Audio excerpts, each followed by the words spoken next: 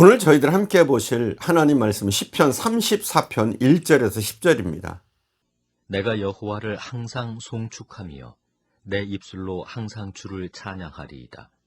내 영혼이 여호와를 자랑하리니 곤고한 자들이 이를 듣고 기뻐하리로다. 나와 함께 여호와를 광대하시다 하며 함께 그의 이름을 높이세. 내가 여호와께 간구하매 내게 응답하시고 내 모든 두려움에서 나를 건지셨도다.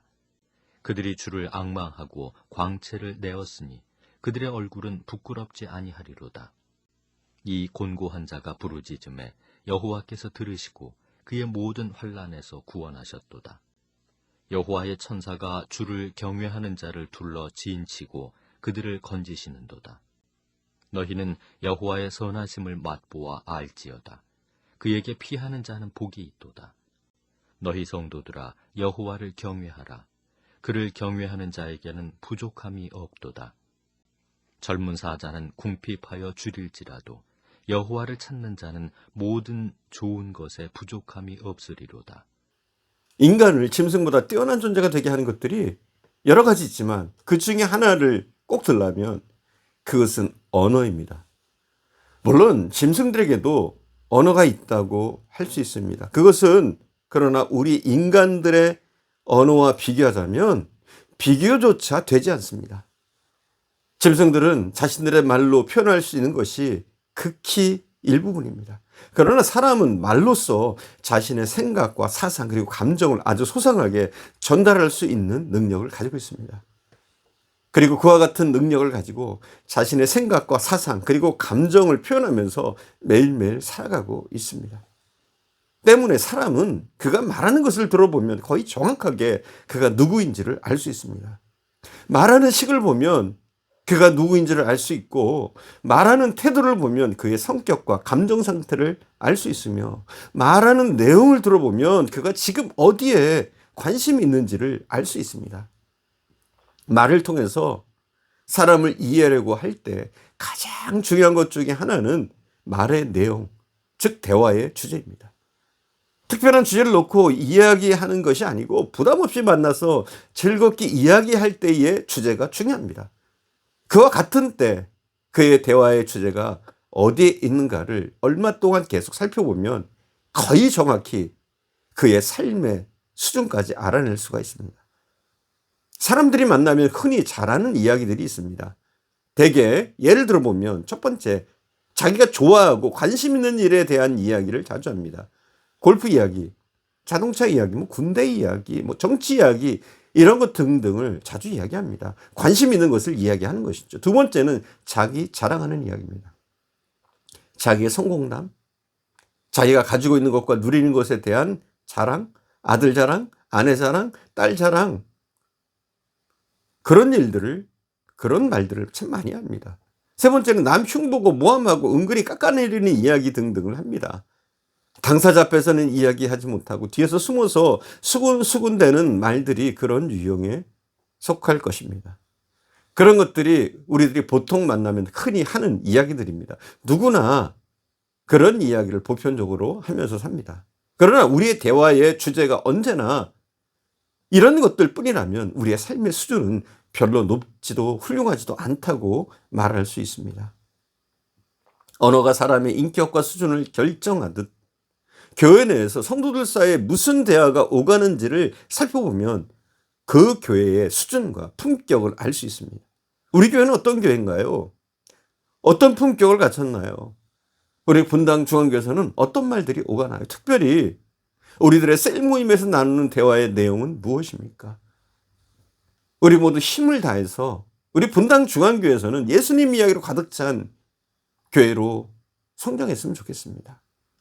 받은 은혜에 대한 간증들과 그 은혜로 인한 예수님 찬양과 하나님께 영광 돌리는 수많은 이야기들, 그리고 그 은혜에 보답하기 위해서 하나님께 드리고자 하는 헌신과 결단에 대한 뜨거운 말씀들로 가득 찬 그런 교회가 되었으면 좋겠습니다. 오늘 본문의 말씀을 보면 바로 그와 같은 이야기들로 본문은 가득 차 있는 것을 발견할 수 있습니다. 하나님 이야기, 하나님으로부터 받은 은혜, 하나님으로부터 받은 축복에 대한 간증들, 그리고 그 은혜와 축복에 대한 감사와 찬송들로 가득 찬 것이 오늘 본문 시편입니다. 1절을 봉독하겠습니다. 1절. 내가 여호와를 항상 송축하며 내 입술로 항상 주를 찬양하리다.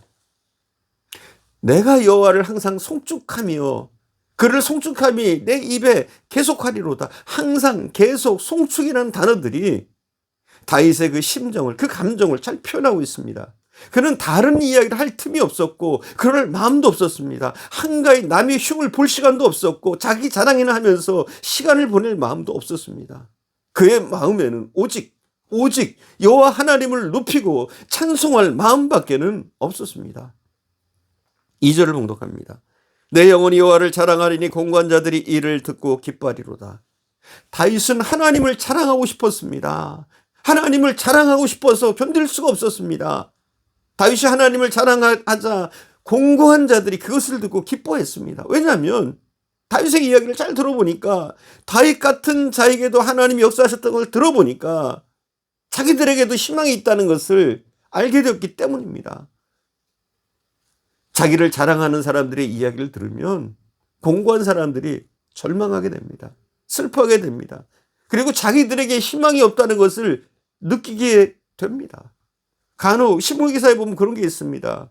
연예인 중에 누가 얼마를 벌고, 야구선수가 얼마를 벌고, 축구선수가 연봉이 얼마고, 이런 이야기를 들으면 일반 서민들은 절망합니다. 그러나 다윗은 자기를 자랑하지 않습니다. 다윗은 하나님을 자랑했습니다. 저와 여러분의 말 속에도 내 자랑은 없어지고 자기 자랑, 하나님 자랑만 남아있을 수 있기를 축원합니다. 4절부터는 자기가 왜 이렇게 하나님을 찬송하며 자랑하는가에 대한 이유를 설명하고 있습니다. 일종의 간증이라고 할 수 있습니다. 4절부터 8절까지는 기도에 대한 하나님의 응답을 말씀하고 있습니다. 자기의 기도에 일일이 응답해 주시고 위로하시는 선하신 하나님을 그는 찬송하고 자랑하고 있습니다. 4절, 6절, 8절을 봉독하겠습니다. 4절을 먼저 봉독합니다. 내가 여호와께 간구하며 내게 응답하시고 내 모든 두려움에서 나를 건지셨도다. 간구했습니다. 그랬더니 두려움으로부터 하나님께서 건져주셨다, 이렇게 간증하고 있는 겁니다. 6절입니다. 이 공고한 자가 부르짖음에 여호와께서 들으시고 그의 모든 환난에서 구원하셨도다. 너희는 여호와의 선하심을 맛보아 알지어다. 그에게 피하는 자는 복이 있도다. 부르짖었더니 그 모든 환난에서 건지시는 그 하나님을 경험한 것을 다윗은 자랑하고 있습니다. 다윗은 기도의 사람이었습니다. 깊은 기도의 사람이었습니다. 힘들고 어려운 일이 있을 때마다 그는 사람에게 묻지 않고 하나님께 매달리고 하나님께 물었습니다. 하나님께 기도했습니다. 그리고 다윗은 하나님께 기도할 때마다 응답을 받았고 기도로 승리했습니다. 그래서 다윗에게는 기도에 대한 간증이 누구보다도 많았습니다. 저와 여러분도 이런 기도에 대한 간증이 많기를 바랍니다. 우리의 입술을 더욱더 하나님을 찬양하는 일에, 하나님을 자랑하는 그 일에 우리도 다윗처럼 사용할 수 있었으면 좋겠습니다. 사랑하는 하나님, 오늘 우리가 어떤 말들을 했는지, 또 앞으로 우리가 어떤 말을 하는지, 어떤 말을 하고 사는지를 우리가 돌아볼 수 있게 하시기를 원합니다. 우리 입술에 과연 얼마나 하나님을 찬양하며 하나님을 자랑하는 일들이 있었는지 돌아보게 하옵소서. 우리도 다윗처럼 하나님을 자랑하길 원합니다. 세상 일을 논하고 나의 자랑을 하고 남을 헐뜯는 그 일에 우리의 입술을 사용하지 않게 하시고 오직 하나님을 자랑하고 찬양하고 하나님을 높이는 그 일에 우리 입술을 사용할 수 있는 저희들 되어줄 수 있도록 인도해 주옵소서. 부족한 저희들의 입술에 파수꾼을 세워주시고 우리가 사람에게 묻기보다는 더욱더 하나님께 물으며 하나님과 교제하며 하나님께로 나가는 믿음의 사람들로 세워줄 수 있도록 인도하옵소서. 오늘도 함께 하신 주님께 감사드리며 우리 구주 예수님의 이름으로 기도드립니다. 아멘.